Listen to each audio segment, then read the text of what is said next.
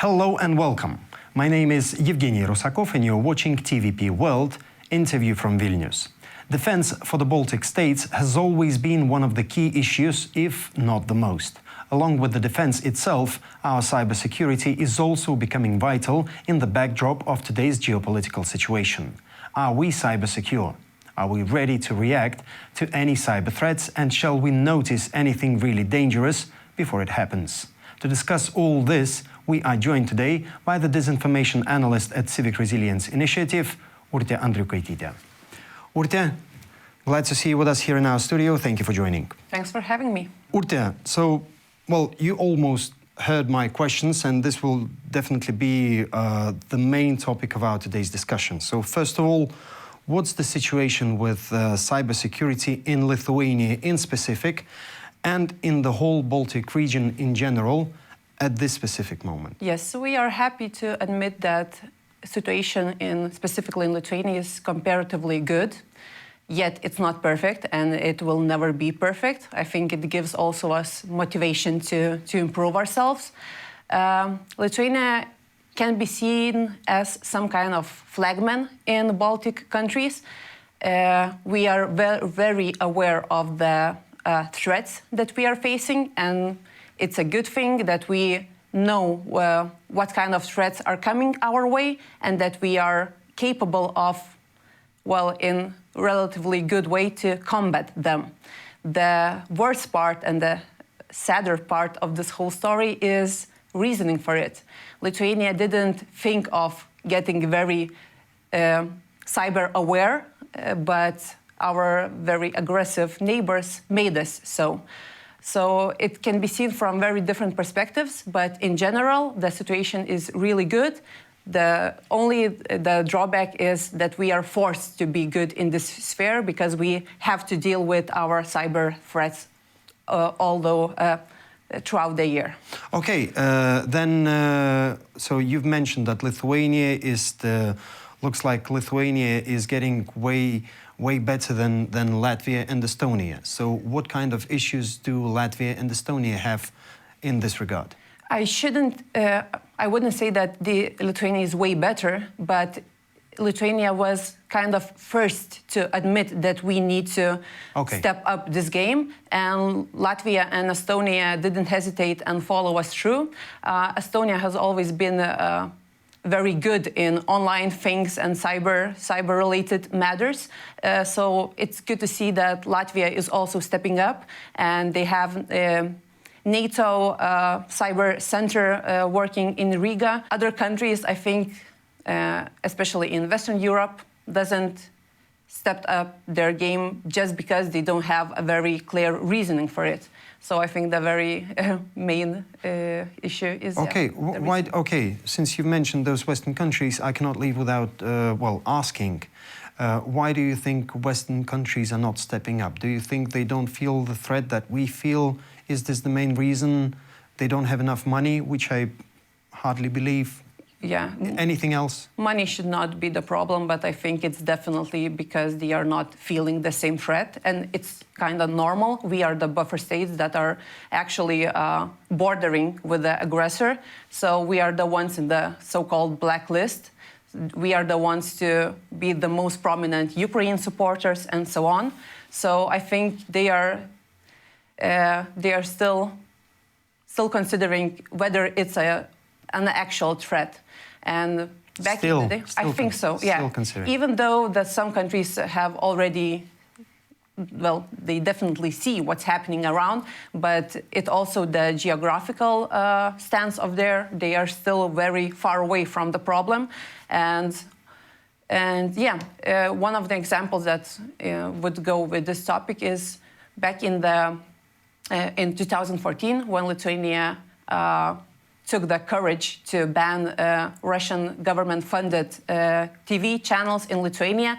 Many countries, including very close neighbors of ours, was surprised, and also they didn't understand our action because the freedom of speech and all the other arguments were repeated many times. So once again, Lithuania becomes some kind of flagman to please trust us on this. we know what the cost might be of this whole disinformation and propaganda thing. And only back in 2022, when the actual... Well, they finally understood. Yes, so it took so many years to understand. And I think some years and maybe more closer conflicts might be needed for the Western countries to finally get their realizations. Okay, let's move on. How could you describe the Baltic States population level of sensitivity towards the cyber threats? Are we good enough? I mean, simple people, are we good enough at deterring them? I think there are some kind of differences just because of ethnic minorities and percentages in the country. So maybe it's easier and the easiest way to talk about Lithuania. So we are cyber alert, that's for sure. We know that this is a problem. And I think we really improved our resilience programs. We became more resilient throughout the years. But the thing is that we still have very vulnerable parts of society that are being constantly targeted by disinformation, and to work with these specific groups in specific Lithuanian regions is very, very hard. How resilient are those groups towards disinformation and propaganda? Some parts of Lithuania can be hardly called resilient at all.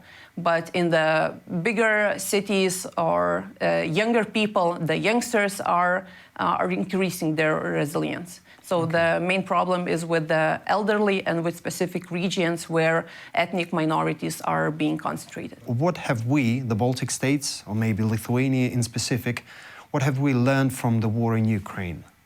I think we could have learned a lot of lessons. And I think we're still learning, and it takes some time. But one of the most important lesson is that there's no such thing as separate conventional and cyber war. And we are totally into hybrid war. And it's very important to recognize this, because all of your actions, if you want to prepare for possibility of the war, you need to address that, because there's no separate things that some are fighting in the field and some are fighting by their computers or media. So there's no separation between those, and I think it's the most important lesson. And I think Lithuania and politicians are acknowledging this fact, so it's very important. I think another lesson could be that for society, maybe this is probably the main topic, because politicians, yes, they are aware. Specialists, definitely, that's their job, and they have to be aware. How about society, which is probably the most vulnerable part in general? What about society? Is it resilient, again, my question? And has the society learned something from this war in Ukraine? Considering society, I would stress out two different things.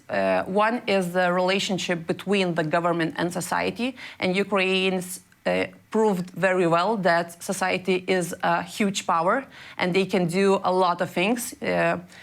If you remember when they tried to invade Kiev and how many people just got into streets, so there's a huge power in between society, and if they are coordinated well, it's impossible to get over such country. And the other thing, and the lesson that we really learned, is the necessity of resilience within the society, and a lot of different projects were funded since the war broke out in Ukraine. And when we saw that there's an urge that we need to become way more resilient, because it's impossible to out-Kremlin the Kremlin and to guess... That's a good phrase. Thank you. Have to keep that in mind, out-Kremlin the Kremlin. Yes, Brilliant. because it's impossible to deter it completely, right? We can't run in front of them. We can only defend. So it's very impossible to be resilient from the bottom up. And Ukrainians, in a very sad example, show that necessity. And I think Lithuania, well, considering mainly different projects and ways of raising resilience, learned this lesson, or still Okay, learning. again, since you are the disinformation analyst and specialist, I'd like to ask you this question. Have you noticed that people that work for Russian propaganda, for Russian disinformation channels, have they changed their strategy since 2014 or since 2022? Yeah, there were a lot of different narratives being escalated online, and it changed drastically since the beginning of war in 2022, I mean. It all started with some kind of complaining and shaming Ukraine, that Ukraine is guilty of this war, that Russian has haven't done anything wrong with it. And it's been very active for some time, for 2-3 months. And when the spreaders of propaganda saw that it's not working for Lithuanian society, and we are very well aware, that what's happening, they changed their position. Tactics. Yeah, okay. They try to minimize Ukraine efforts. We kind of quickly turn into that Ukraine cannot win this war, that it will definitely be Russia's victory. And all the time when they were changing narratives considering Ukraine, throughout the whole time, one of the most active narratives were anti-government, and I mean anti-Lithuanian government, because one of the main tactics that Russian propaganda has been doing since I remember and can remember, it's trying to minimize the trust in your own government and all the democratic elections, all the democratic processes, because once the trust in your own government is affected, you can easily push through the other narratives that you want. Makes sense. And it's very important to understand that Kremlin propaganda is very opportunistic. So we usually kind of often come across very strange messages that they are trying to push, yeah. And whenever they see that it's not working, okay, we tried, we move on with others. They change angles. And they have resources to do so. If they would be a very little country with very limited financial or human resources, they couldn't let themselves do that. But now they are free to go. Yeah. They have. Okay, my last question, and briefly, shall we see any signals in cyberspace that something serious is being prepared against us? Do you think we will see some kind of change of narratives in social networks or somewhere else, or in the TV channels, anything like that? What could help us to really see that the situation is really getting very heated? That's a very good question. And in my personal opinion, there shouldn't be any grand event being planned. But on the other hand, there's always something being planned against us. So there's no time to take a small break and to relax for a bit. So it's a good thing that no such grand event is being planned, but however, we still need to work constantly on this. Considering narratives, I should have mentioned this in previous question, but now it's very relevant, and I think it's going to be more and more beneficial for Russia. They are very trying to question NATO role in our security. So I think considering narratives, and considering the change of narratives, the questioning of European Union and NATO and their roles in Baltic countries is and will be very a central point. Okay, but again, since we talk about this, since we see what kind of narratives Kremlin's propaganda is trying to push, that's our defense, and that's how we out-Kremlin the Kremlin. Urtė, thank you so much for joining us today, and I really hope to see you in our studio again. Thanks for having me. And I would like to remind our viewers that our guest for today was a disinformation analyst at Civic Resilience Initiative, Urtė Andriukaitytė. You're watching TVP World. Stay with us.